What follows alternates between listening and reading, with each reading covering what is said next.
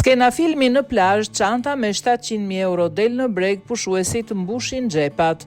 Një ngjarje pazakont ka ndodhur në plazhin Marina di Ragusa në Siçili, ku mijëra euro përfundua në det dhe më pas u nxorën nga dallgët në breg. Pushuesit mbetën të habitur kur pam pako me kartë monedha që notoni në ujë. Sipas autoriteteve italiane, gjithçka nisi kur një skaf i vogël mbeti pa karburant pranë portit të Marina di Ragusa.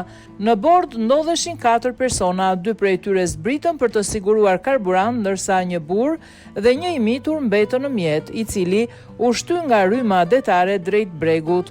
Pushuesit njoftuarojën bregdetare duke menduar se skafi ishte në rrezik të fundosej, por sapo mjeti rojës bregdetare ju afrua për t'i ndihmuar 2 personat që ndodheshin në skaf, nisën të hedhin në det 10 pako të mbushura me kartë monedha.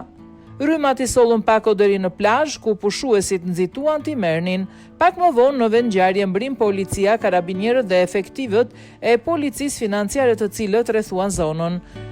Sekuestruan parat dhe identifikuan personat që kishin marrë një pjesë të tyre. Autoritetet njoftuan se kanë sekuestruar afro 700.000 euro, ndërsa nuk përjashtohet mundësia që një pjesë e shumës të mos jetë gjetur ende. Skafi u sekuestrua dhe u dërgua në port për ekzaminim, ndërsa 3 personat u arrestuan në kuadër të hetimeve.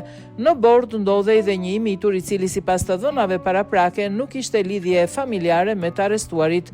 Hetuesit po verifikojnë nëse parat lidhen me aktivitete të krimit organizuar dhe pastrim parash.